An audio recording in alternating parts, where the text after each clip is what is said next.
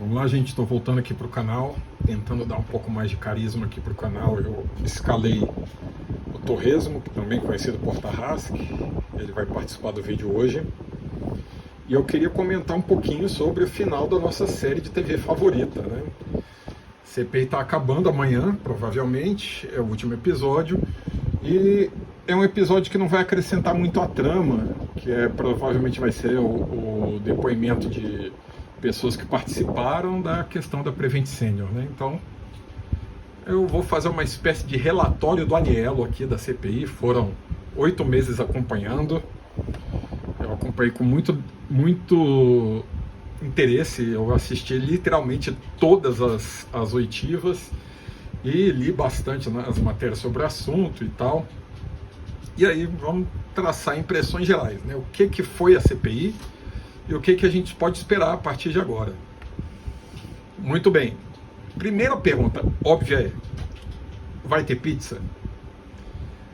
E aí a minha resposta, por incrível que pareça, não é simples, não é nem sim, nem não, nem talvez, depende do que você chama de pizza.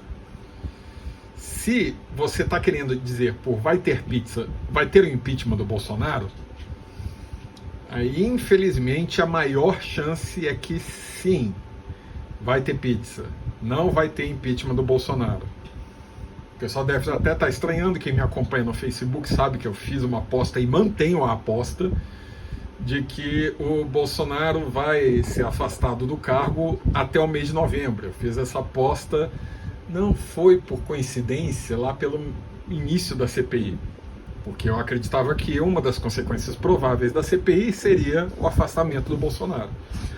Tem chance de acontecer? Tem. E cada vez mais essa chance me parece pequena. Teve um período que me convenceu que era grande, depois eu fiquei pessimista, depois fiquei otimista, depois pessimista, variando de acordo com os 200 mil escândalos de cada vez. E agora, um abraço ao deputado Arthur Lira, presidente da Câmara, que é um cara que está demonstrando cada vez mais força política no momento. Então, como ele depende do Bolsonaro para ter essa força, muito difícil que esse impeachment passe. Agora, é justo julgar a CPI como acabou em pizza simplesmente porque não interromperam o mandato do Bolsonaro? Aí eu já acho injusto. E aí eu não vou entrar no discurso do Randolph, do Renan, ou coisas do gênero. A Ju tá balançando aqui atrás, ela não sabe que eu tô filmando o gato, ela acha que eu tô filmando para trás. Não, eu tô vendo o gato, é pra ele mexer. Então, participação da Ju, mas Tarrasque, concentra aqui no vídeo que você é a principal peça aqui. Então, eu até perdi um pouco o fio da meada, mas vamos lá. É injusto, mas eu não vou fazer aquele discurso do Randolph, do Renan Calheiros, do Omar Aziz, de querer atribuir tudo à CPI, por exemplo. A vacinação acelerou por causa da CPI? Talvez, entre outras coisas, a CPI foi um dos fatores. Mas sim, houve algumas consequências claras da CPI. A principal é uma questão bem simples. O mínimo efeito que a CPI tem é deixar a candidatura do Bolsonaro fraca para 2022. Isso significa que a CPI teve intuito eleitoreiro? Sim e não. Sim e não. É feita por senadores pensam em eleição e sim, eles fazem esse cálculo o tempo todo. Mas isso não significa que eles não tenham o intuito de investigar. Mesmo que eles tenham usado como instrumento para capitalizar politicamente, fazer com que o antibolsonarismo crescesse, etc., eles realmente investigaram e realmente levantaram uma série de coisas. Não se derruba a popularidade só com discurso. Tem que fazer fake news no WhatsApp. Tem que levantar fatos, tem que jogar argumentos, criar fatos ou factoides, né? E a CPI levantou uma série de assuntos que não estava na mídia. Por mais que a gente soubesse do negacionismo do Bolsonaro, que ele se opôs às vacinas, que ele se opôs ao isolamento, a gente não tinha noção de vários detalhes, como, por exemplo, o tanto que empresas tentaram vender vacinas para o Brasil e não conseguiram, o tanto que o Ministério da Saúde se tornou um balcão de negócios, e isso, vamos reconhecer, antes do governo Bolsonaro, com Ricardo Barros, com Michel Temer, talvez até anterior a isso, mas aí a CPI não chegou a abraçar isso. Então, várias coisas foram levantadas. O nível do gabinete paralelo, o nível de negacionismo que a gente não tinha noção, como que planos de saúde lucraram com experimentos com seres humanos como cobaias, uma série de detalhes que incorporam, que dão caldo ao discurso antibolsonarista, dão caldo aos fatos, dão caldo à percepção política que nós temos que ter de que atravessamos um período muito excepcional.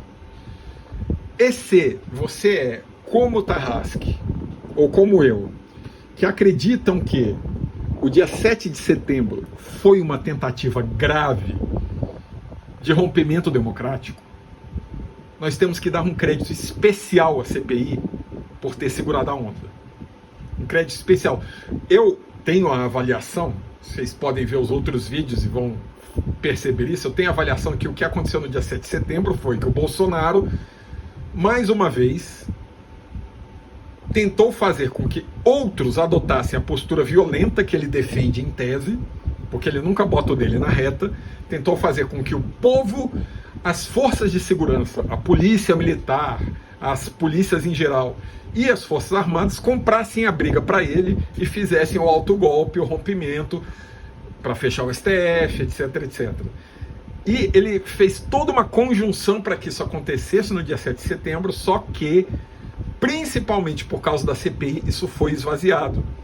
E, primeiro, muita gente foi para a rua? Foi muita gente, mas não em número suficiente para comprar a briga. E, principalmente, as polícias e as forças armadas não entraram junto. E isso fez com que o 7 de setembro acabasse virando a carta de arrego ao Xandão. Xandão. Então, assim, é uma dívida que a nossa sociedade tem com a CPI. Entre aspas, né? Porque a CPI aconteceu também por pressões sociais. Vamos lembrar, inclusive, para que serve uma CPI. Por que, por exemplo, a CPI que está acontecendo no Rio Grande do Norte, se eu não me engano, para investigar o consórcio Nordeste, não é tão importante quanto a CPI da pandemia. Não só porque é uma CPI estadual, mas principalmente porque não cumpre uma das principais funções da CPI, de CPIs em geral. Para que serve uma CPI? A CPI ela existe quando uma minoria de uma Câmara, de uma Casa Legislativa, uma minoria de pelo menos 1/3, levanta um assunto concreto para ser investigado, e esse assunto concreto não estava sendo investigado pelas entidades típicas de investigação, seja Ministério Público, Polícia Militar, Polícia Civil, Polícia Federal, etc, etc. Quer queira, quer não, as negligências ou até mesmo os crimes cometidos durante a pandemia não estavam sendo devidamente investigados pela Procuradoria-Geral da República, pela Polícia Federal, provavelmente por interdição do governo federal. Então, ocorreram desvios de governadores estaduais durante a pandemia? Provavelmente sim, quase certamente sim.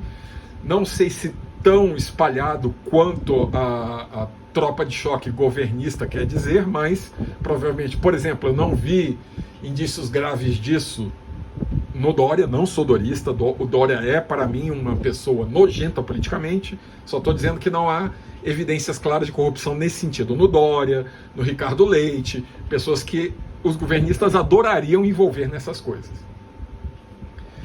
Então, a CPI do Consórcio Nordeste pode dar impacto? Pode, mas a Polícia Federal já está investigando, o Ministério Público já está investigando, as polícias civis dos estados já estão investigando, então ela não é tão necessária quanto essa CPI foi.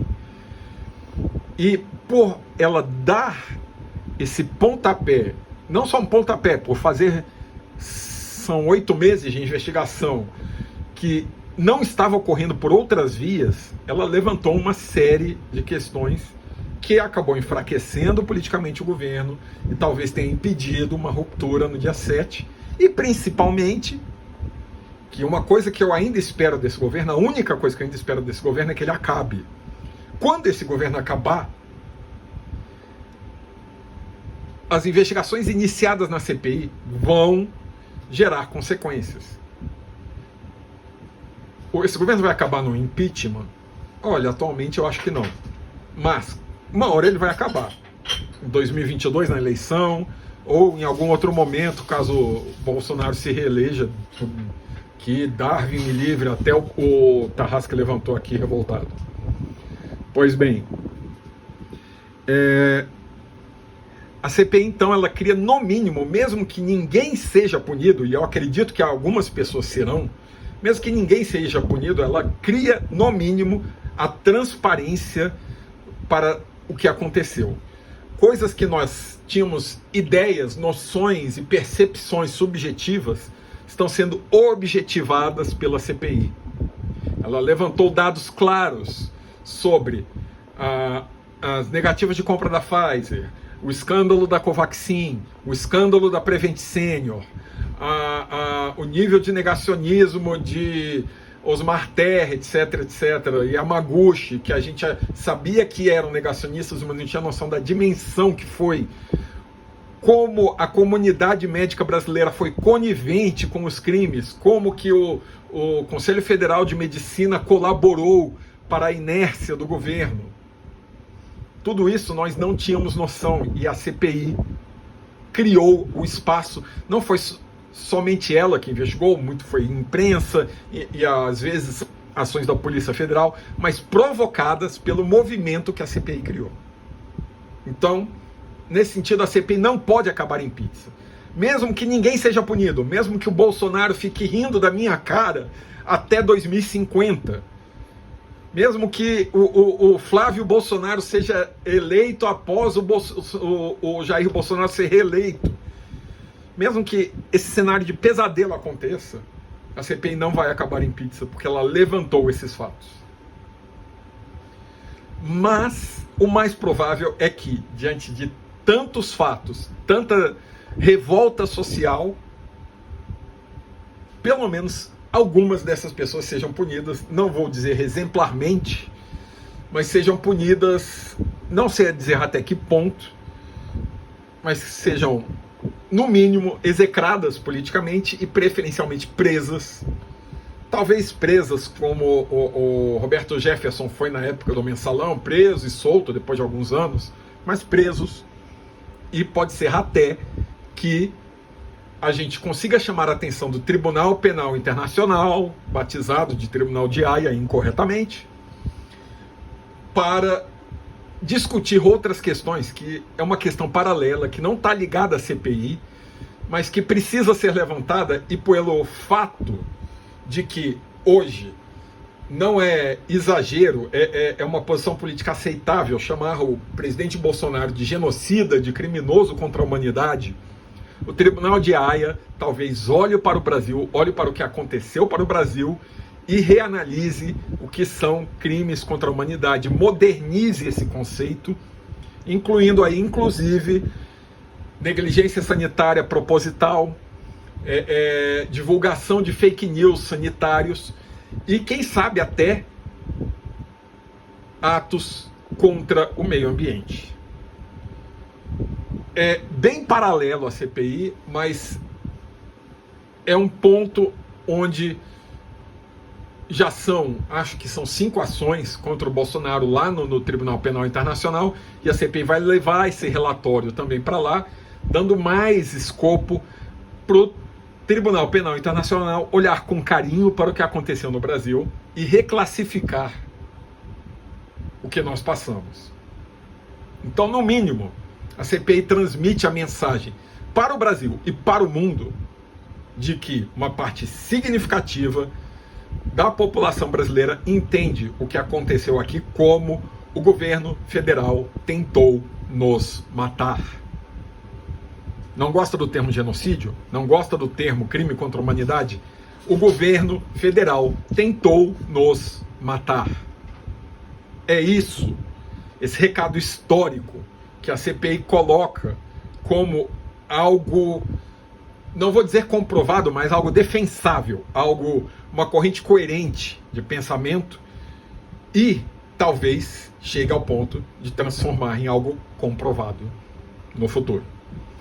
Fica por aqui, vai ter mais vídeos sobre a CPI, sobre as consequências da CPI, mas o Tarrasque já está cansado, e minha voz está acabando, e chegou aqui meio pão de mel para eu comer, que é isso que a Jo acha que eu mereço. Um abraço.